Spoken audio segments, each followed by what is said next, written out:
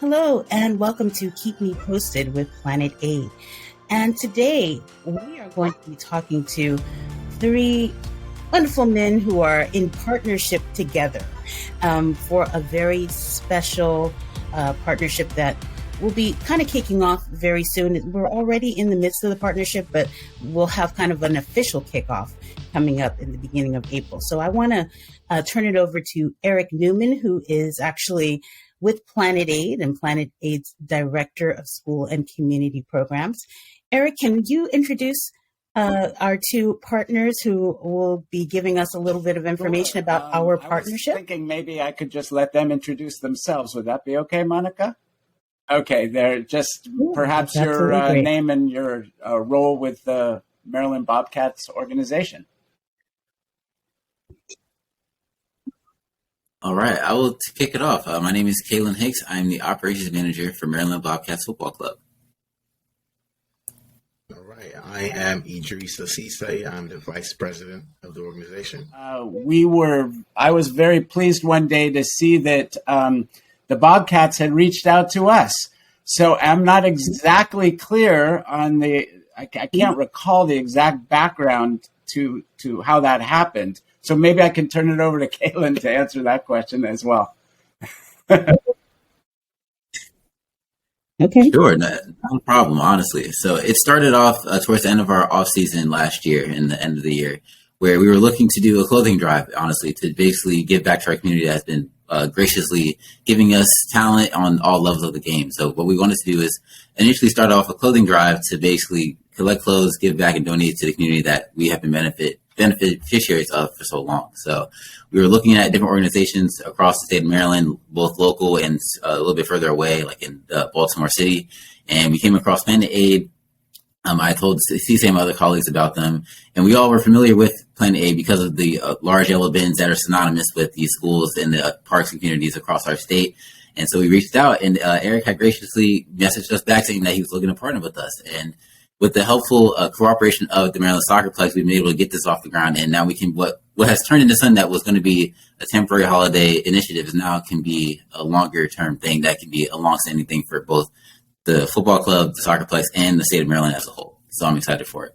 So I'm actually really interested in your research. What did you find that seemed to be so captivating?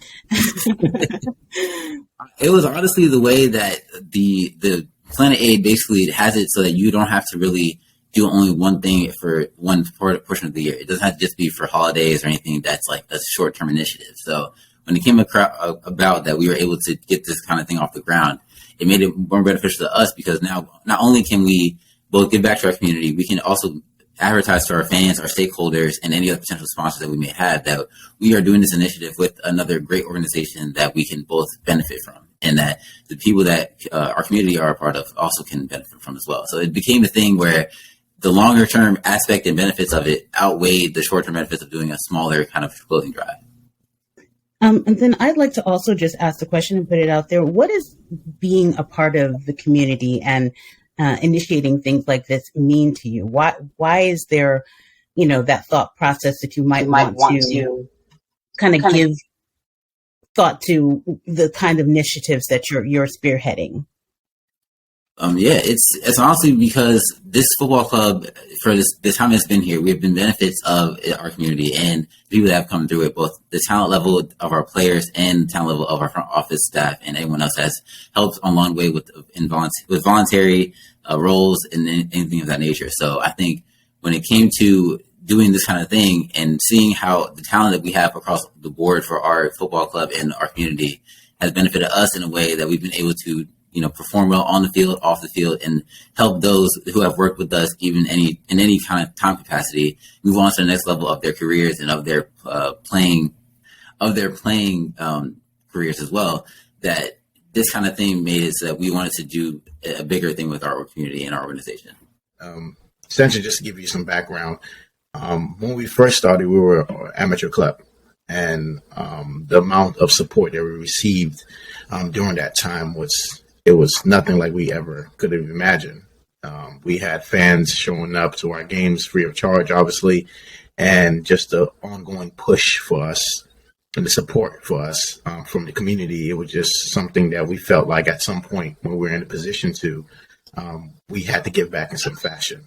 So since I transitioned to VP, my biggest focus was the community engagement aspect of it.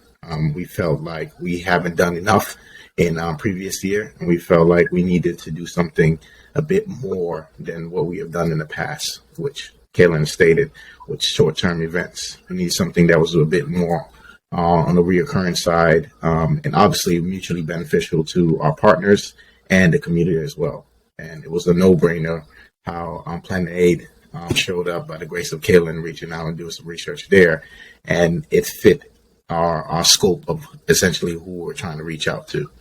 And it's been exceptional so far working with Eric. So we look forward to what this brings in terms of future partnerships or just overall that community aspect of it, that community engagement aspect of it. Okay, very good. And Eric, I imagine that when you got the call or you got the message, that you were ecstatic. So tell me a little bit about why this means so much to Planet 8. And community programs. Yes, as you can easily imagine, when these guys reached out, I was very pleased to discuss this potential partnership with them. And our focus in my department has been on K through 12 schools, but we are the school and community program wing of Planet Aid. And it became very evident when these guys approached us that they were more than just a soccer team focused on winning soccer games, that they were indeed a community organization that had were thinking about their community and our global community as well, right? So this was right up our alley, but also a little different than what I've been focusing on with the schools. And so it was particularly intriguing. Wow, what's the potential in this? This is really interesting. A lot of people attend their soccer games and they have their own community. This seemed like an incredible community location and an organization that was really interested in reaching out to their community and doing something good for the community and for the planet. So yes, this was kind of a no-brainer to be enthusiastic about this.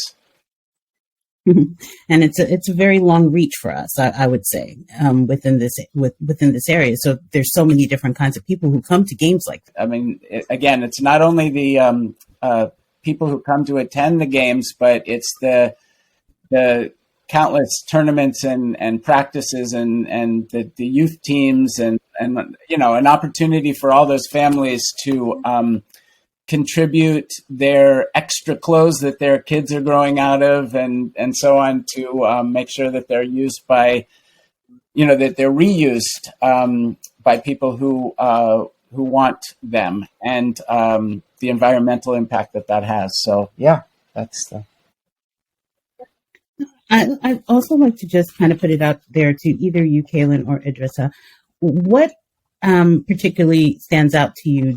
When you're thinking about people donating the clothing, are you thinking about the environmental impact, or are you kind of thinking about the development projects, or just both? I mean, because I know you did your research.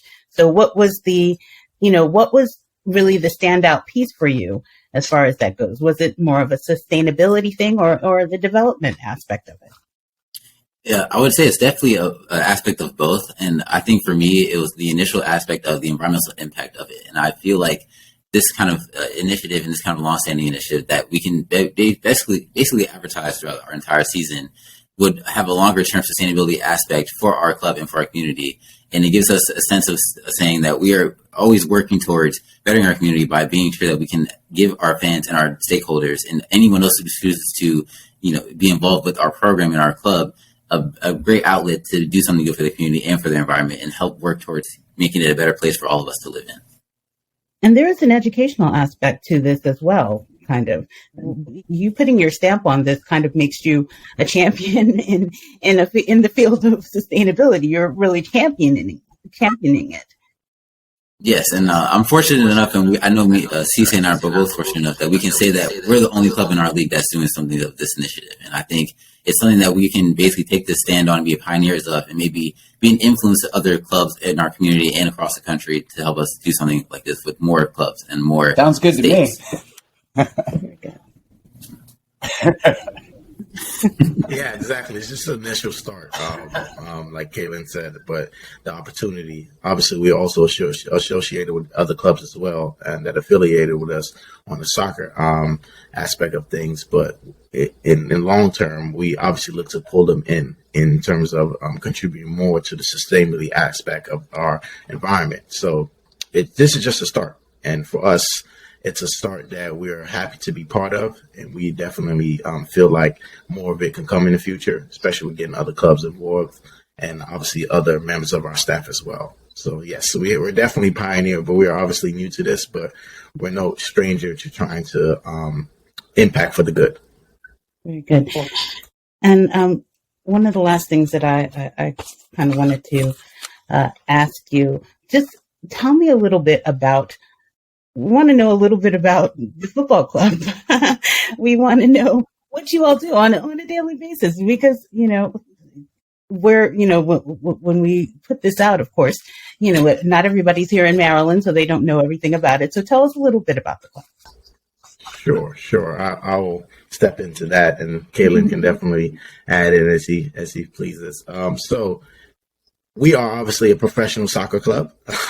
We are the first men's outdoor professional team to be in Maryland. And I say outdoor because there's already indoor soccer team based in Maryland already. But however, we are the first professional outdoor soccer team. And we started a little over 3 years ago. But we have been, in terms of as a organization, about 10 years of work. We started off as an amateur team with different branches, one based in Baltimore and the other based in Washington, D.C. I was one of the leaders and, in a sense, team managers for the D.C. branch. And my fellow friend, Jay, who is currently the president of the organization, was one of the guys that were managing on the Baltimore side. So what essentially happened is we came together through a mutual friend. We felt like we needed to create something together that was for us, but also inclusive of others as well, which is why our motto is for all. But I guess for us, we were just a bit tired of being in situations that we were giving our blood, sweat, and tears and had nothing to show for it, in a sense, right? We're basically helping other organizations to get to high aspirations, accolades and such. And after that, we have nothing to show. So in the sense that we thought it was like, okay, we need to do something that's for us, but also inclusive. So we merged both sides from the DC branch and the Baltimore branch, and we created a super team in a sense. And it was definitely a super team because we pretty much whooped everyone. Yeah, for sure. But it was just beautiful timing because at that time, the team I was managing, DC, won their league. And at that time, the team Jay was managing in Baltimore won their league. So it was just great timing to bring it together. And our first transition into the high-level amateur was it's a league called UPSL. So essentially, that helped us basically develop into our pro system, in a sense. That was like the prior start to becoming pro, right? And the first year was a bit of a struggle, but we did fairly well. We lost in the quarterfinals. And the following year was where everything just took off, right? We went undefeated. We won the nationals. And that's where the interest came from, the community aspect in terms of the support, the investors and things of that nature. And we received a proclamation from Montgomery County because of our success on the national side. And that's where the transition started. We were reached out from NISA, this National Independent Soccer Association, which is essentially the third division tier for professional soccer in the United States. So there's MLS, USL Championship, then it's us, NISA. So that's basically just to give an idea, just as simplistic as possible. But yeah, so inaugural year for NISA was about 2 years ago. And everything, like I said, it took off with our partnership with Maryland Soccerplex, which was formerly hosting a national women's professional soccer team, Washington Spirit, who were based there for quite some time. And the opportunity presented itself for us to take over as our home field. And Matt and his staff was grateful enough to see our interest, see our value, and to definitely partner in that aspect. And they've been our home facilities for the past 3 years. And the fact that they played their part also in partnering with us and Planet Aid and understanding our vision and our long-term impact into sustainability and obviously environmental impact, it's a great thing, So that's just to give you a little insight. And the reason why I'm so knowledgeable about all of this is because I was actually one of the founders of the team. And I've transitioned. I've transitioned pretty much from every role, from a player to a manager to a coach to now the VP. So I've done it all from the sense, and I feel grateful enough to be part of an organization that I've helped build from scratch alongside my colleagues, Jay, close friends, and obviously a wonderful gentleman like Kalin, who's recently come on board as an intern, and within a year of his work, he was promoted to director of operations, and the fact that what I feel so grateful and thankful about, we've only truly, in terms of being a professional club, only been in 3 years tenure. And yet we have provided staff opportunities elsewhere. We've provided players opportunity elsewhere in terms of a higher level, a better position. And for us to be able to do that within the 3 years, I think that's quite impressive. So that's just giving you an idea of how Maryland Bobcats started. That's the good stuff, at least. That's good. And it's wonderful that you have such a hand in it, because you know the purpose of it and how it should, how it should be growing, and you preserve some of that integrity, I would think. So, very last thing, I know I said that was the last thing, but the very last thing, we have a game coming up April 1st. And what I understand, this is when we'll be encouraging people to come out with their bags of clothes and donating to Planet 8. Tell me a little bit about that. Yes, April 1st is our home opener. We hope to pack the Plex. That's the motto we're pushing right now. Hopefully we can break our current record, which is about 1,000 plus of attendees. And I'm fairly confident. I think that's something that's definitely achievable. But strategically on Eric's and Kayla's end, for them to place the bin where it's at, which is essentially right next to the entrance. I mean, it's a no-brainer in terms of high traffic and involvement from fans. So I think this will be a great event on both ends, and it's something I'm definitely looking forward to. Very good. All right. Well, thank you, gentlemen. Really appreciate you coming on and talking with us about just all things Bobcats. Rah, rah, Bobcats.